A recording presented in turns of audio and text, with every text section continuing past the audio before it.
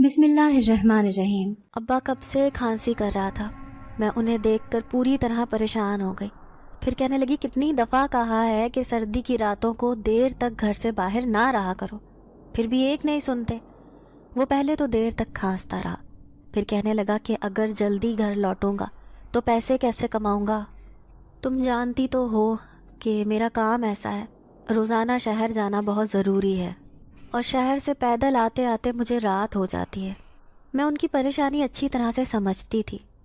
ان کا روزگار ایسا تھا کہ ہمارے گاؤں میں تو سوال ہی پیدا نہیں ہوتا کہ لوگ ان کا کام دیکھ کر چند پیسے ان کی ہتھیلی پر رکھ دیتے، لیکن مسلسل بیماری نے ان کو بالکل ہی نچوڑ کے رکھ دیا تھا۔ ایسے میں روز روز پیدل آنا ان کے لیے مشکل ترین ہوتا جا رہا تھا۔ میں کہنے لگی ابا آج کے بعد آپ نے شہر نہیں جانا، بلکہ آپ کی جگہ میں کام پر جاؤں گی۔ وہ حیران رہ گئے، پھر کہنے لگے جھلی لڑکی، تو ایک جوان لڑکی ہے، میں کیسے اکیلے تجھے شہر بھیج دوں، اور وہ بھی ایسے کام پر جسے دیکھ کر لوگ مجھے دیکھ کر مذاق اڑاتے ہیں۔ لیکن مجھے کسی کی پرواہ نہ تھی۔ میں فیصلہ کر چکی تھی کہ ابا اب بیمار رہنے لگے ہیں، اسی لیے مجھے ہی ان کی جگہ کام کرنا پڑے گا۔ 4 چھوٹے بہن بھائیوں کی ذمہ داری بھی ان کے سر پر تھی، اماں تو میری تھی ہی نہیں۔ میں سوچتی تھی کہ کاش کوئی بڑا بیٹا ہوتا تو میں ابا کو کبھی ایسی حالت میں کام پر نہیں جانے دیتی، لیکن اب ان کی حالت مجھے مجبور کر رہی تھی کہ مجھے ہی کوئی فیصلہ کرنا ہے۔ ایسے میں اگر ابا کا سایہ بھی ہم بہن بھائیوں کے سر سے اٹھ جاتا تو یہ دنیا والے ہمیں نوچ کر کھا جاتے۔ میرا نام شہناز ہے۔ ہم ایک چھوٹے سے غریب گاؤں سے تعلق رکھتے تھے۔ یوں تو ہمارے گاؤں میں سبھی لوگ غریب تھے، لیکن ہم غربت سے بھی زیادہ نچلی سطح پر اپنی زندگی گزار رہے تھے۔ میرے ابا نے ایک بندر پال رکھا تھا۔ وہ ایک چھوٹا سا بچہ تھا جسے وہ جنگل سے ڈھونڈ کر لائے تھے۔ پھر انہوں نے اسے پال کر جوان کیا اور اپنے اشاروں پر اسے نچانے لگے۔ وہ ڈگڈگی بجاتے تو بندر اپنا تماشا دکھاتا۔ یوں گاؤں میں تو ابا کے اس کام کا سارے ہی مذاق اڑاتے تھے، لیکن شہر جا کر وہ جب لوگوں کے گھروں کے سامنے بندر کا تماشا دکھاتے تو لوگ چند پیسے ان کی ہتھیلی پر رکھ دیتے تھے۔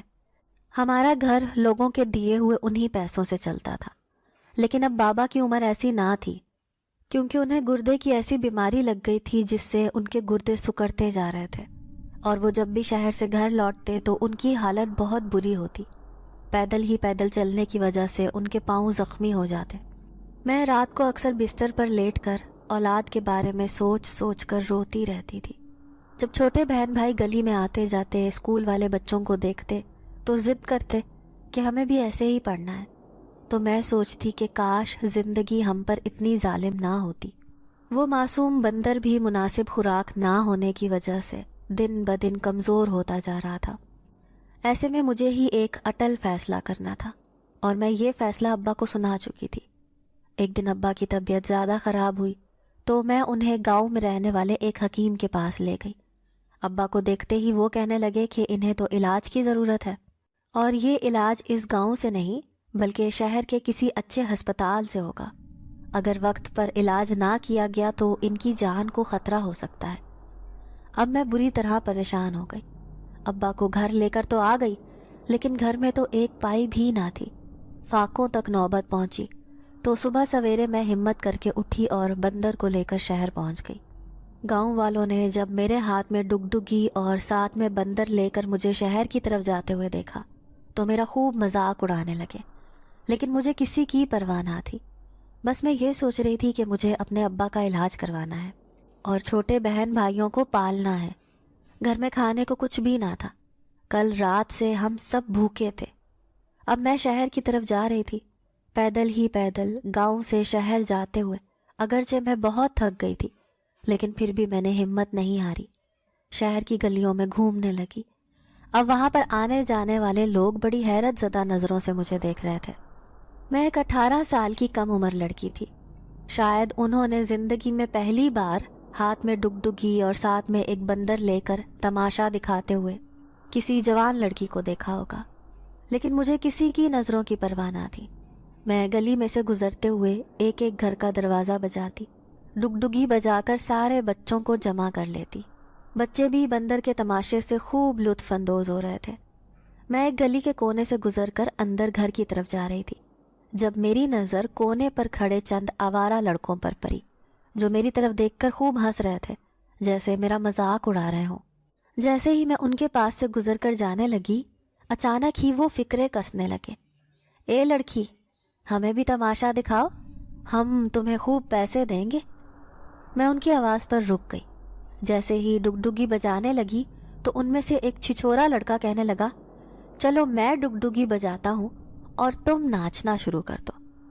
ان کی بات پر میرے ہوش اڑ گئے۔ میں نے اپنے بندر کو سنبھالا اور ان سے بچ کر آگے جانے لگی تو پیچھے کھڑا ہوا لڑکا اچانک سے میری طرف آیا۔ میں وہاں سے سرپٹ بھاگنے لگی۔ شاید میں نے یہاں آ کر اپنی زندگی کی سب سے بڑی غلطی کی تھی۔ جب کوئی چھپنے کی جگہ نہ ملی تو سامنے موجود گھر کے کھلے ہوئے دروازے سے میں اندر چلی گئی۔ شکر تھا کہ میری عزت محفوظ رہی، ورنہ وہ آوارہ لڑکے نہ جانے میرا کیا حال کرتے۔ میں اس گھر میں تو آ گئی تھی، لیکن کسی کی بھی نظر میرے اوپر نہیں پڑی تھی۔ دبے پاؤں جیسے ہی میں باہر آنے لگی، اچانک ہی ایک کمرے سے ایک لڑکا نکلتا ہوا نظر آیا۔ میں اسے دیکھتی رہ گئی۔ وہ بہت خوبصورت تھا، اس کے وجود سے عجیب سی خوشبو آ رہی تھی۔ پھر مجھے گھورتا ہوا کہنے لگا، اے لڑکی، تم اندر کیسے آئی اور تمہارے ہاتھ میں یہ کیا ہے؟ وہ میری ڈگڈگی کی طرف اشارہ کر رہا تھا۔ میں گھبرا کر کہنے لگی، وہ چند لوگوں نے مجھے پریشان کیا تھا، اسی لیے اپنی عزت اور جان بچا کر میں اس گھر میں چھپ گئی۔ میں معافی چاہتی ہوں، لیکن یہاں چھپنے کی وجہ سے میری جان ان سے بچ گئی۔ میں حالات سے مجبور ہو کر اپنے ابا کی جگہ یہ کام کر رہی ہوں۔ اب وہ جیسے ہر بات سمجھ گیا۔ پھر کہنے لگا کہ اس ڈگڈگی کو بچا کر تم جس بندر سے تماشا دکھاتی ہو وہ کہاں ہے؟ میرے پیروں تلے سے زمین نکل گئی، کیونکہ ابا کا پالا ہوا وہ بندر نہ جانے کہاں بھاگ گیا تھا۔ میں پاگلوں کی طرح اسے ڈھونڈنے لگی، کہیں وہ اسی گھر میں تو نہیں چھپ گیا۔ لیکن میں نے ساری گلی چھان ماری، پورا گھر دیکھ لیا، اس بندر کا تو وہاں نام و نشان بھی نہ تھا۔ میں وہیں بیٹھ کر زاروں قطار رونے لگی۔ سامنے کھڑا ہوا وہ خوبصورت لڑکا مجھے بڑے غور سے دیکھے جا رہا تھا۔ پھر کہنے لگا، کیا وہ معمولی سا بندر تمہارے لیے اتنا قیمتی تھا جو تم اپنے یہ آنسو ضائع کر رہی ہو؟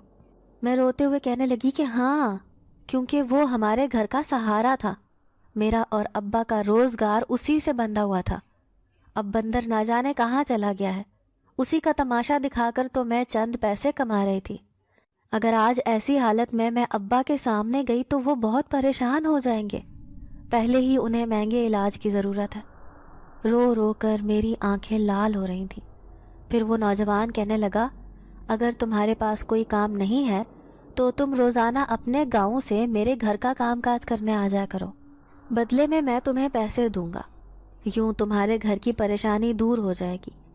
شاید وہ مجھ پر ترس کھا رہا تھا، لیکن میں سوچنے لگی کہ بھلا میں اکیلے گھر میں کیسے کام کرنے آ سکتی ہوں؟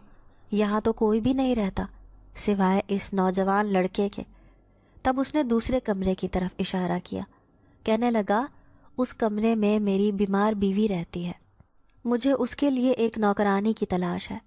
تم روزانہ کام کاج کر دیا کرو، اسے سنبھالا کرو، میں تمہیں اس کا اچھا معاوضہ دوں گا۔ اب میں کچھ سوچنے پر مجبور ہو گئی۔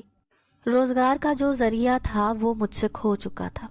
ابا کا قیمتی بندر نہ جانے یہاں سے کہاں بھاگ گیا تھا۔ اب میرے پاس اس کے سوا کوئی چارہ نہ تھا کہ میں اس نوجوان کی بات مان لیتی۔ پھر جیسے ہی میں اس کی بات پر راضی ہوئی تو اس نے چند پیسے میری ہتھیلی پر رکھ دیے۔ میں حیرت سے آنکھیں پھاڑے ان پیسوں کو دیکھتی رہی۔ اتنے پیسے تو پورا دن گلیوں میں پھرنے کے باوجود بھی جمع نہیں ہوئے تھے۔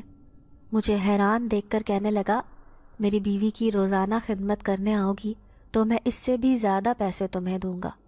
میں خوشی خوشی اس کی بات مان گئی، کیونکہ وہ بہت مہربان لگ رہا تھا۔ زندگی میں پہلی دفعہ کسی نے مجھ پر اتنا بڑا احسان کیا تھا۔ شاید پیسے ہی میرے لیے قیمتی دولت کی طرح تھے۔ پھر گھر واپس آتے ہوئے میں نے چند پیسوں میں سے کھانے پینے کا سامان خریدا اور ابا کے لیے پھل فروٹ بھی۔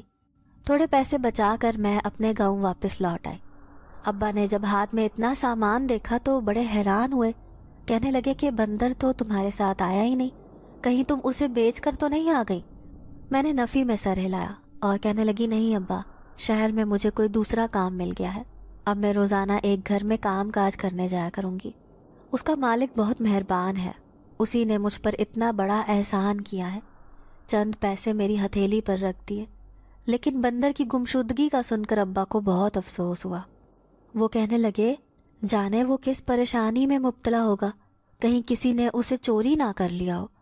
ابا کی پریشانی دیکھ کر میں بھی اداس ہو گئی، کیونکہ وہ اپنے بندر سے بہت پیار کرتے تھے، لیکن شاید ڈگڈگی بجا کر پیسے کمانا میرے نصیب میں نہیں تھا، تبھی تو وہ بندر بھاگ گیا تھا۔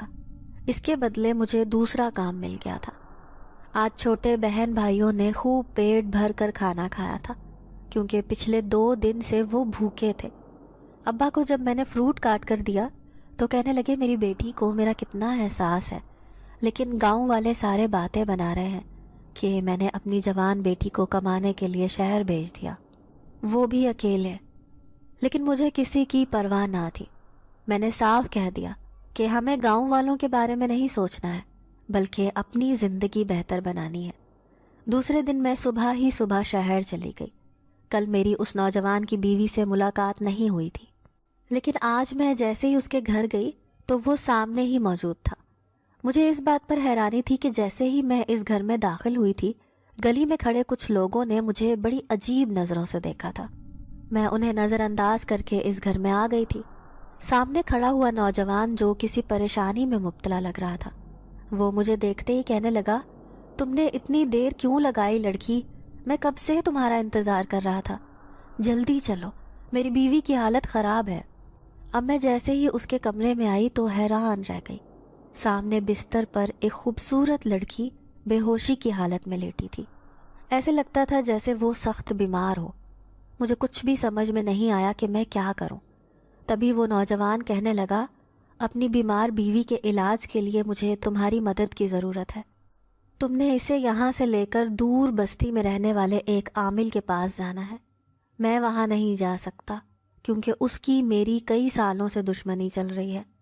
اب میں گھبرا گئی، کہنے لگی کہ میں تو گاؤں کی ایک سیدھی سادی لڑکی ہوں، شہر میں تو میں کسی کو جانتی بھی نہیں۔ تو کہنے لگا کہ میں چھپ کر تمہیں اس عامل کے پاس لے کر جاؤں گا، لیکن میری بیوی تمہارے ساتھ ہوگی، جبکہ میں نہیں۔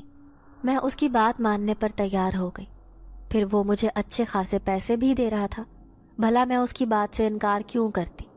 اس کی بیمار بیوی سے تو چلا بھی نہیں جا رہا تھا، میرے لیے اس کو سنبھالنا مشکل تھا۔ بلا شبہ وہ ایک خوبصورت لڑکی تھی، لیکن بیماری نے اس کو بالکل نچوڑ کے رکھ دیا تھا۔ جیسے ہی میں اسے باہر لے کر جانے لگی تو اچانک سے اس نے مجھے روک دیا، کہنے لگا ابھی دن کے اجالے میں وہاں جانا مناسب نہیں، تمہیں رات کو میری بیوی کو وہاں لے کر جانا ہے۔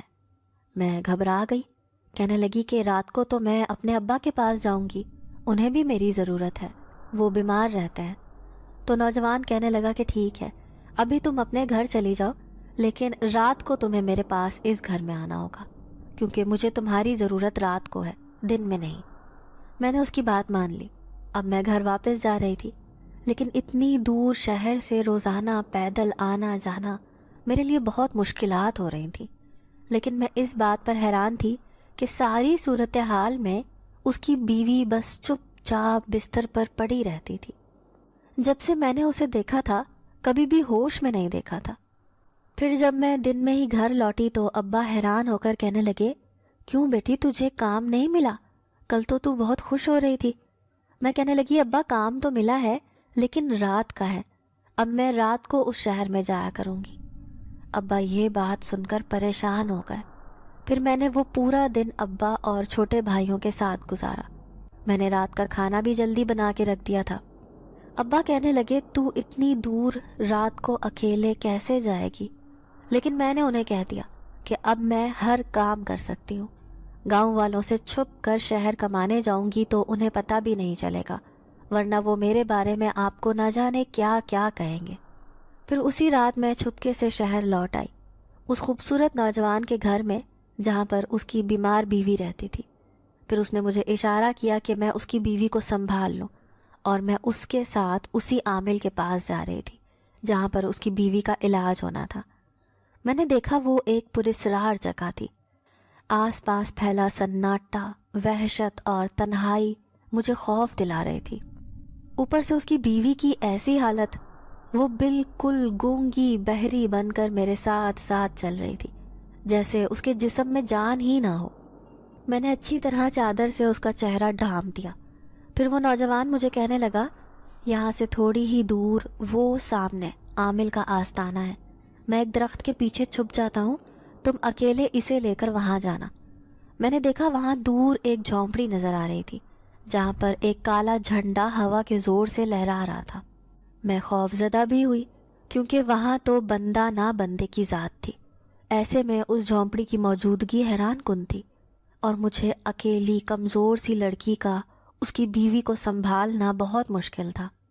پھر بھی میں اسے عامل کے آستانے تک لے آئی۔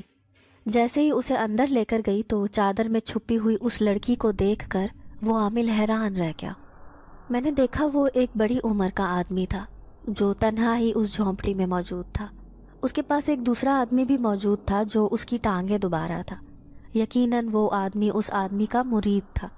مجھے اپنے سامنے آستانے پر دیکھ کر حیران ہوا۔ پھر کہنے لگا، لڑکی کون ہے تو؟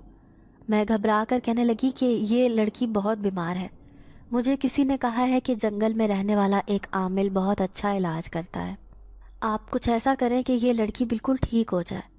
پھر جیسے اس نے چادر کھولنے کا کہا تو میں گھبرا گئی، سوچنے لگی کہ کہیں یہ عامل پہچان نہ جائے کہ یہ اسی نوجوان کی بیوی ہے جس سے کئی سالوں سے اس کی دشمنی چل رہی ہے۔ اس لیے میں نے فوراً ہی اس کے ہاتھ پیچھے کر دیے۔ کہنے لگی کہ آپ اس کا چہرہ نہیں دیکھ سکتے کیونکہ یہ کسی کے سامنے آتی نہیں ہے۔ عامل چپ چاپ عجیب سی نظروں سے مجھے دیکھ رہا تھا۔ تبھی اس کا مرید اس کے کان میں کچھ کہنے لگا۔ پھر عامل نے اس لڑکی کا کچھ حساب کیا، کہنے لگا ہر رات 12 بجے اسے میرے پاس لے کر آنا، اس کا علاج میرے پاس موجود ہے، یہ جلدی ٹھیک ہو جائے گی۔ اس کی جھونپڑی میں بڑی تعداد میں شیشے کی بوتلیں رکھی تھیں جن میں یقیناً بڑی جڑی بوٹیوں والی دوائیاں تھیں۔ اس نے ایک شیشے کی بوتل مجھے اٹھا کر دی، کہنے لگا کہ اس دوائی سے روزانہ اس کے پاؤں کی مالش کرنی ہے، جلدی ہی اس کے جسم میں طاقت آ جائے گی، لیکن ہر رات 12 بجے اسے میرے آستانے پر لانا مت بھولنا۔ میں نے اس کا شکریہ ادا کیا، جلدی سے اسے سہارا دے کر آستانے سے باہر لے آئی۔ آستانہ بھی کیا تھا، ایک چھوٹی سی جھونپڑی جہاں پر وہ دونوں رہ رہے تھے۔ پھر جیسے ہی میں دور چھپے اس نوجوان کے پاس اس کی بیوی کو لے کر آئی تو وہ خوش ہو گیا، کہنے لگا آج تم نے بہت اچھا کام کیا ہے، میں تمہیں اس کا بہت بڑا انعام دوں گا۔ اب میں اس کے ساتھ اس کی بیوی کو لے کر گھر آ گئی۔ پھر اس سے کہنے لگی کہ عامل نے ہر رات 12 بجے مجھے اپنے آستانے پر بلایا ہے، اس کا کہنا ہے کہ یہ جڑی بوٹی لگانے سے جلد تمہاری بیوی ٹھیک ہو جائے گی۔ اس نے فوراً ہی وہ شیشے کی دوائی والی بوتل میرے ہاتھ سے لے لی، کہنے لگا اب تمہیں کوئی ضرورت نہیں اسے وہاں لے کر جانے کی، اسی دوائی کی خاطر ہی تو میں نے تمہیں عامل کے آستانے پر بھیجا تھا۔ وہ نہایت خوش نظر آ رہا تھا۔ میں پریشان سی ہو گئی کیونکہ عامل نے سختی سے تاکید کی تھی کہ اس کا روزانہ 12 بجے اس کے آستانے پر آنا ضروری ہے، لیکن اس نے مجھے صبح ہونے سے پہلے ہی گھر جانے کا کہہ دیا، لیکن تاکید کرنا نہ بھولا تمہیں لازمی میرے گھر آنا ہوگا۔ اب میں روزانہ رات کو اس کے گھر جانے لگی، سارے گاؤں والوں سے چھپ کر۔ دھیرے دھیرے میرے گھر کے حالات بدل رہے تھے، میں ابا کے علاج کے لیے پیسے جمع کرنے لگی۔ روزانہ رات کو میں اس نوجوان کے گھر پہنچ جاتی، اس کی بیوی کو مالش کرتی، اسی جڑی بوٹی والی دوائی سے۔ وہ اپنی بیوی کا علاج کروا رہا تھا، لیکن مجھے عامل سے بہت خوف محسوس ہوتا کیونکہ اس نے سختی سے تاکید کی تھی کہ روزانہ رات کے 12 بجے مجھے اس بیمار لڑکی کو اس کے آستانے پر لے کر آنا ہوگا۔ لیکن دوائی حاصل کرنے کے بعد اس نوجوان نے صاف انکار کر دیا تھا۔ مجھے بھی کوئی فکر نہ تھی، وہ مجھے اچھے خاصے پیسے دیتا تھا۔ وہ لڑکی بھی نہ جانے کیسی عجیب سی تھی، ہر وقت چپ چاپ بستر پر پڑی رہتی، نہ تو کچھ بولتی تھی نہ ہی اپنے وجود کو جنبش دیتی تھی۔ میرے دل میں تجسس تھا کہ میں اس سے پوچھوں کہ آخر اس کی ایسی حالت کیسے ہو گئی، لیکن میرے اندر اتنی ہمت نہ تھی کہ میں اس سے کوئی سوال جواب کر سکتی۔ روزانہ صبح گھر جاتے وقت وہ نوجوان مجھے اچھے خاصے پیسے دے دیتا تھا۔ اب گھر کے حالات بدلنے لگے تو گاؤں کے لوگ عجیب عجیب باتیں کرنے لگے۔ کوئی کہتا کہ خدا بخش کی لڑکی تو رات کو شہر جا کر نہ جانے کون سا کام کر رہی ہے، تو عورتیں کہتی کہ ضرور کسی غلط کام میں پھنس چکی ہے۔ مجھے نہیں لگتا کہ اسے مزید اس گاؤں میں رہنا چاہیے، لیکن میں نے سوچ لیا تھا کہ اگر کسی نے مجھ پر کوئی غلط الزام لگایا یا ہم باپ بیٹی کو اس گاؤں سے نکالنے کی کوشش بھی کی تو میں گاؤں میں رہنے والے امیر وڈیرے کے اوپر جا کر ان کی شکایت کروں گی۔ گاؤں کا ہر آدمی اس وڈیرے سے ڈرتا تھا کیونکہ وہ بہت پیسے والا تھا۔ اب میں جیسے ہی شہر آنے لگتی، چھوٹے بہن بھائی مجھ سے فرمائش کرتے کہ باجی آج ہمارے لیے مٹھائی لے کر آنا، یا پھر کہتے کہ باجی آج کچھ کھانے کے لیے لے کر آنا، ہمیں شہر کی چیزیں بہت اچھی لگتی ہیں۔ میں ان کی ہر معصوم خواہشیں پوری کرنا چاہتی تھی، کیونکہ میں جانتی تھی کہ اماں کا سایہ تو بہت پہلے ہی ان کے ننھے وجود سے اٹھ گیا تھا۔ میں اس وقت صرف 12 برس کی تھی، لیکن وہ سب تو بہت چھوٹے تھے۔ سب سے چھوٹا والا تو صرف 1 سال کا ہی تھا۔ اماں کی جگہ میں نے ان کی زندگیوں میں لے لی تھی۔ میں چاہتی تھی کہ جیسے ماں باپ اپنے بچوں کی خواہشیں پوری کرنا چاہتے ہیں، اسی طرح میں بھی ان کی ہر خواہش پوری کرنے کی کوشش کروں۔ یہی سوچ کر میں ہمت اور حوصلے سے روزانہ رات کو اسی نوجوان کے گھر جاتی، اس کی بیوی کی خدمت کرتی، جس سے وہ کچھ مطمئن نظر آتا تھا۔ پھر ایک رات جیسے ہی میں اس کے گھر گئی تو اس کی بیوی کو دیکھ کر حیران رہ گئی۔ وہ بستر سے اٹھ کر بیٹھی، گھٹنوں میں منہ چھپائے رو رہی تھی۔ اسے دیکھ کر میں حیران ہوئی، وہ تو بالکل ٹھیک ہو چکی تھی۔ اس سے پہلے کہ میں اس سے کوئی بات کرتی، وہ نوجوان میرے پیچھے آیا، کہنے لگا بس اب تمہارا کام ختم، میری بیوی بالکل ٹھیک ہو چکی ہے، اب تم دوبارہ یہاں مت آنا۔ میرے ہوش و حواس اڑ گئے، میں کچھ پریشان سی ہو گئی، لیکن اس کے ہاتھ میں ایک تھیلی دیکھ کر میں حیران ہوئی۔ اس نے وہ تھیلی مجھے دی، کہنے لگا اس میں بہت سارے پیسے ہیں جو چند لمحوں میں ہی تمہاری زندگی بدل دیں گے۔ تم نے میرا بہت ساتھ دیا ہے۔ زندگی کے کسی موڑ پر ملاقات ہوئی تو میں تمہیں یہ راز بتاؤں گا کہ آخر میری بیوی بیمار کیوں ہوئی تھی اور میں نے اس عامل سے ہی اس کا علاج کیوں کروایا تھا۔ آج کے بعد شاید میں تمہیں یہاں کبھی نظر بھی نہ آؤں۔ یہ کہتے اس نے مجھے واپس جانے کا کہہ دیا۔ میں نے چپ چاپ وہ تھیلی اس کے ہاتھ سے لے لی۔ میں نے آخری نظر اس گھر پر اور ان دونوں میاں بیوی جوڑے پر ڈالی اور وہ پیسوں کی تھیلی لے کر باہر آ گئی۔ جیسے ہی باہر آ کر اسے کھول کر دیکھا تو خوشی سے آسمان پر اڑنے لگی، کیونکہ وہ تو پیسوں سے بھری ہوئی تھی۔ بڑی مشکل سے اسے سنبھال کر اپنے گاؤں پہنچی۔ ابا کو جیسے ہی میں نے پیسے دکھائے تو وہ حیران رہ گئے، پھر تشویش سے کہنے لگے بیٹا کہیں تم کسی غلط کام میں تو نہیں پھنس گئی ہو؟ آخر اتنے پیسے دینے والا وہ نوجوان اتنا مہربان کیسے ہو گیا؟ تو میں کہنے لگی کہ ابا میں نے بھی تو بہت بڑا کام کیا ہے، اس کی بیوی کی اتنے دنوں تک خدمت کی ہے، اب وہ بالکل ٹھیک ہو گئی ہے تو اس نے خوش ہو کر مجھے یہ انعام دے دیا۔ یوں ابا میری بات سن کر مطمئن ہو گئے۔ اب میں سوچنے لگی کہ آخر اتنے پیسوں سے میں کیا کروں۔ کبھی ذہن میں آتا کہ شہر چلی جاتی ہوں، وہاں جا کر ہمارے حالات بدل جائیں گے، میں کوئی دوسرا کام ڈھونڈ لوں گی۔ پھر ایک دن میں گھر کی تلاش میں شہر کی طرف چلی گئی۔ واپس آئی تو ابا پریشان سے نظر آئے۔ وہ تشویش سے کہنے لگے بیٹا تمہاری غیر موجودگی میں ایک عجیب سا آدمی تمہارا پوچھنے آیا تھا۔ میں تو پریشان ہو گیا۔ وہ کہہ رہا تھا کہ اسے تم سے ضروری کام ہے، اسے کہنا کہ جنگل میں رہنے والے عامل نے اسے یاد کیا ہے، اگر وہ نہیں آئی تو وہ عامل اسے خود لینے یہاں آ جائے گا۔ ابا کی بات سن کر میں خوف سے کانپنے لگی، مجھے ڈر بھی لگا، نہ جانے وہ عامل مجھے کیا کہنے والا تھا۔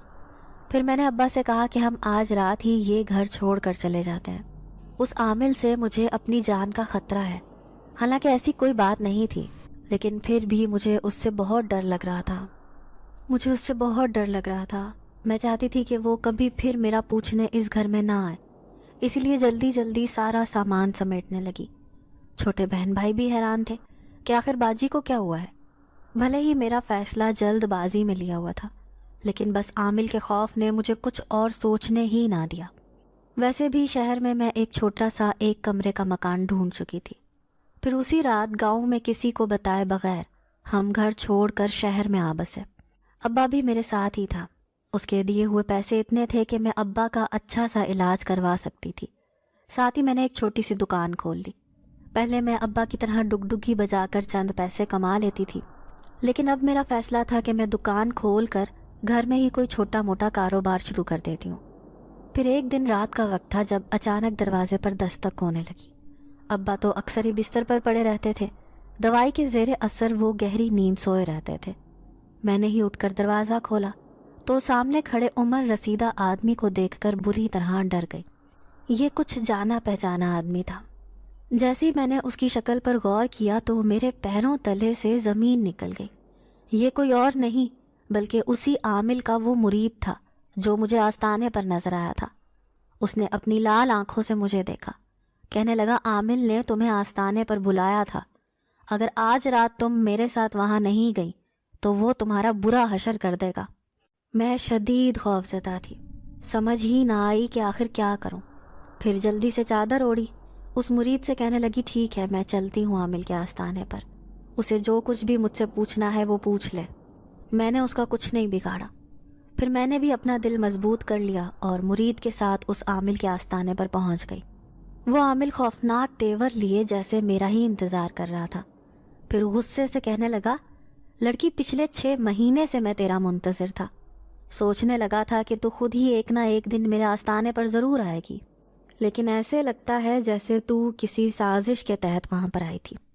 اب مجھے بتاؤ وہ لڑکی کہاں ہے جسے اس دن تم بیماری کی حالت میں یہاں لے کر آئی تھی؟ میرے حلق میں تو گویا کانٹے چبھنے لگے۔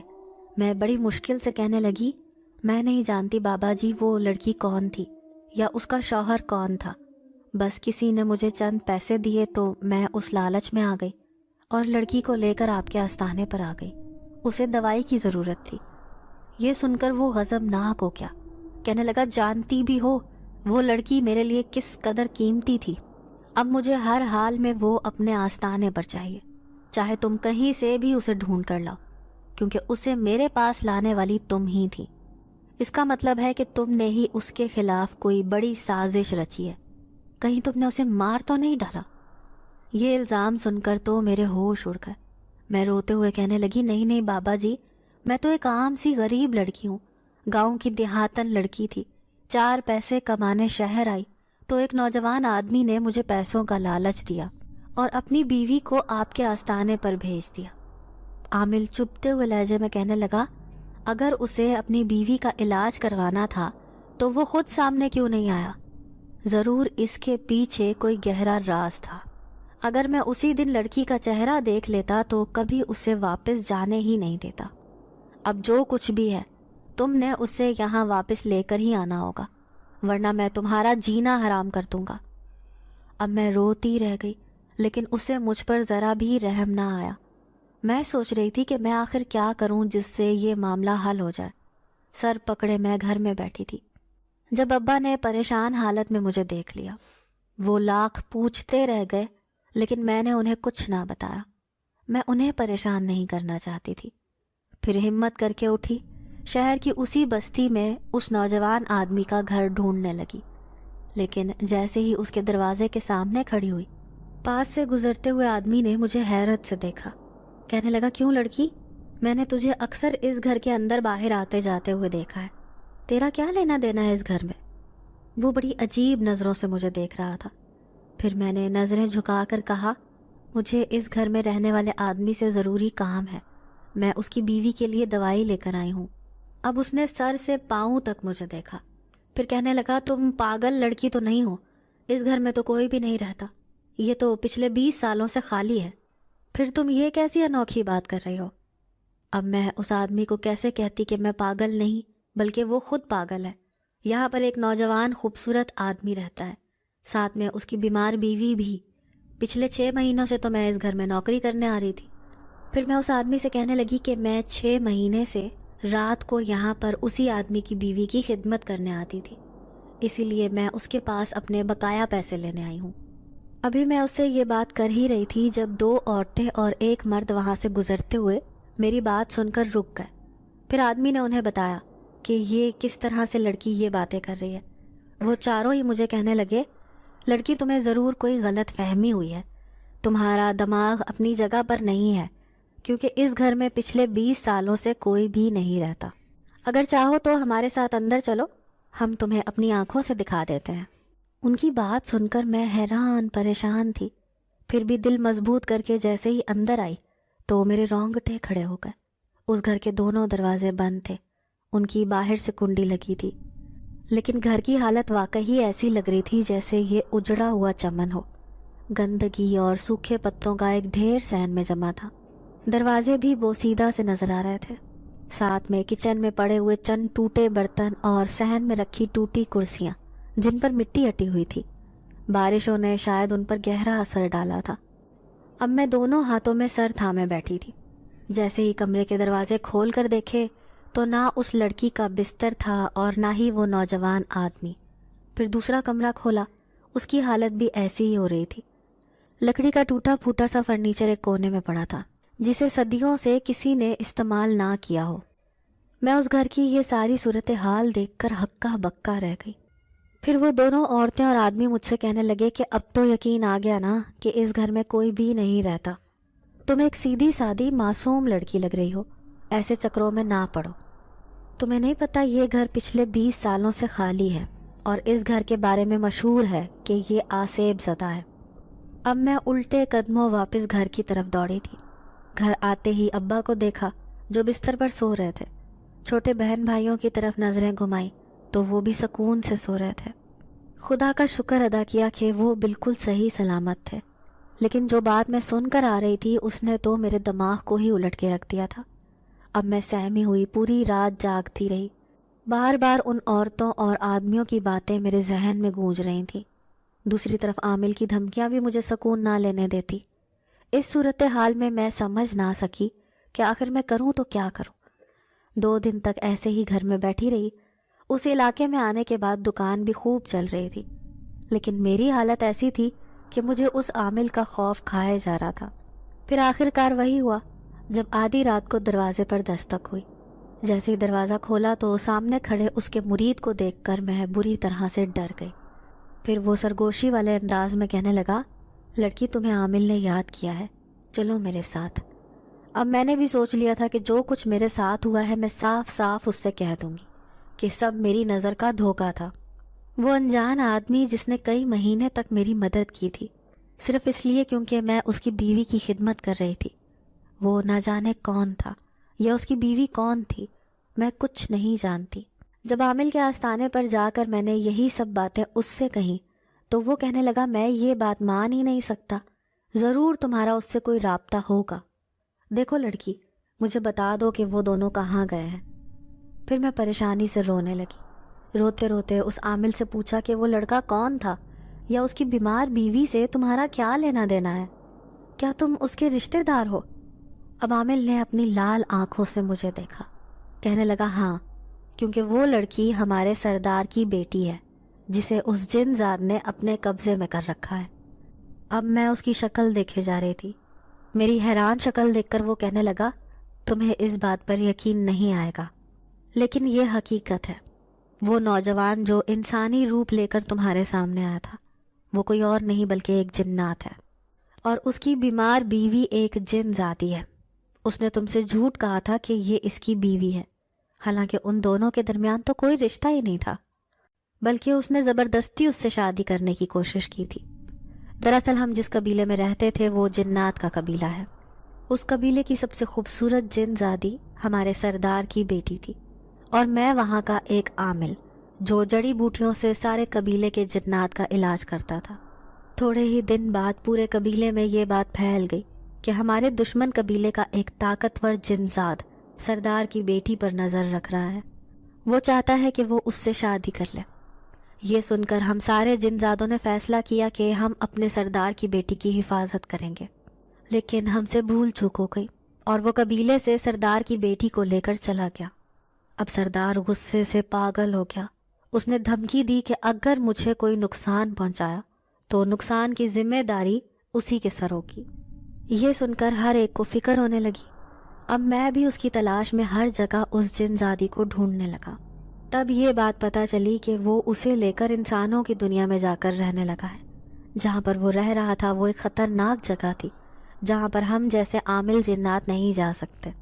لیکن میں نے ایک ایسا عمل کیا جس سے وہ جن زادی مکمل ہوش و حواس کھو کر سب کچھ بھول بیٹھی۔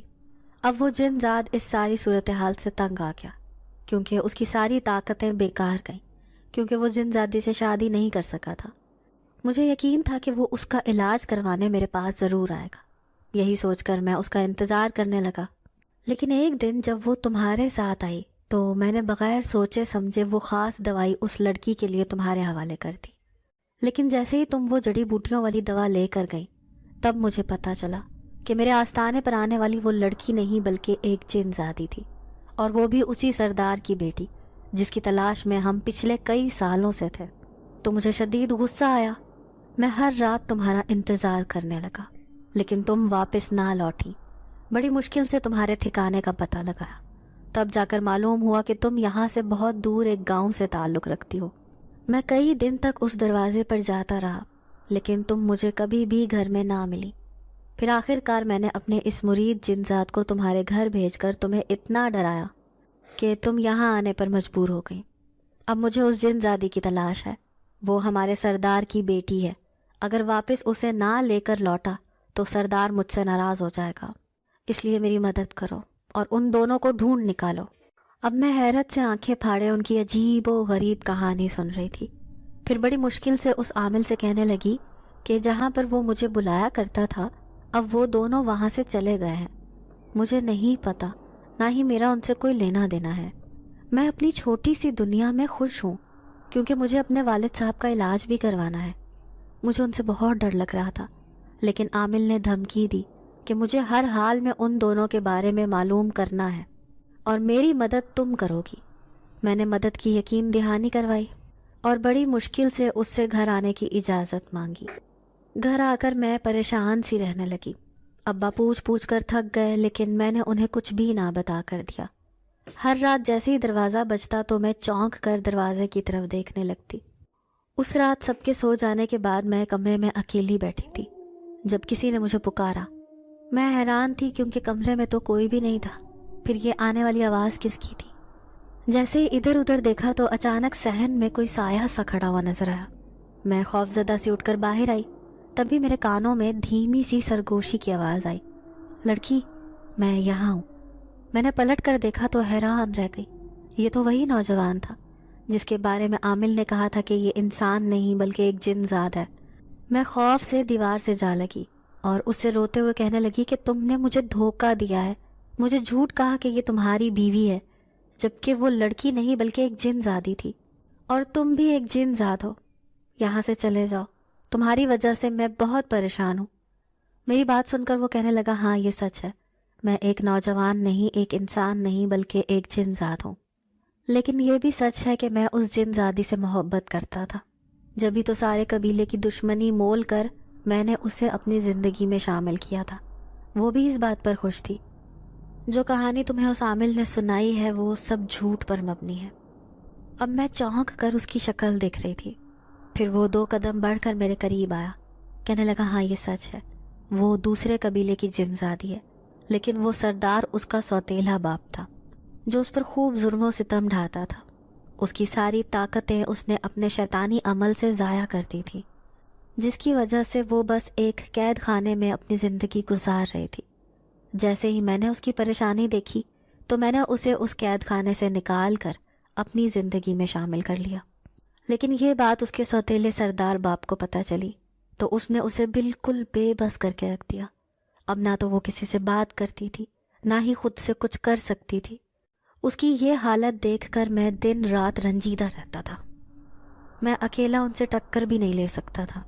تبھی میں نے اس کی حالت ٹھیک کرنے کے لیے ایک انسان کی مدد لینا چاہی کیونکہ ان کی صحت کا علاج صرف اس عامل کے پاس تھا جو دور ایک جنگل میں رہتا تھا. وہ اسی شیطان جن ذات کا ساتھی ہے. وہ اس جنگل میں اسی لیے رہتا تھا کیونکہ جو کوئی بھی جن زادی اس سے علاج کروانے آتی تو وہ اسے گھیر کر اپنے قبیلے میں لے جاتا جہاں پر سردار اس جن زادی سے شادی کر لیتا. دراصل یہ دونوں ہی جنات سازشیں کرتے ہیں.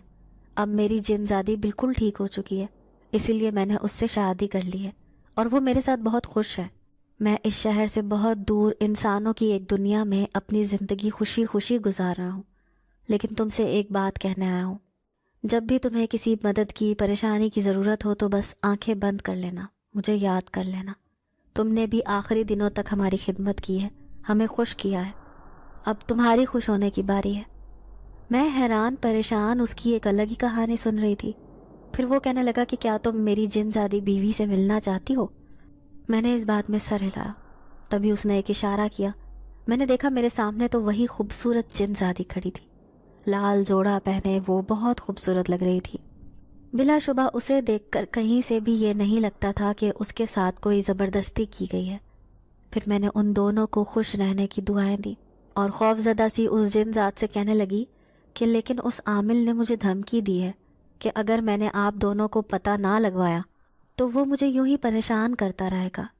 وہ جن ذات غصے سے کہنے لگا کہ ایسا کچھ نہیں ہوگا، اب سے تمہاری حفاظت کی ذمہ داری میرے سر ہے، کیونکہ ہم دونوں نے اپنی وہ طاقتیں حاصل کر لی ہیں جو ہر ایک جنات کے پاس ہوتی ہیں، اب تمہیں وہ کبھی بھی تنگ نہیں کرے گا۔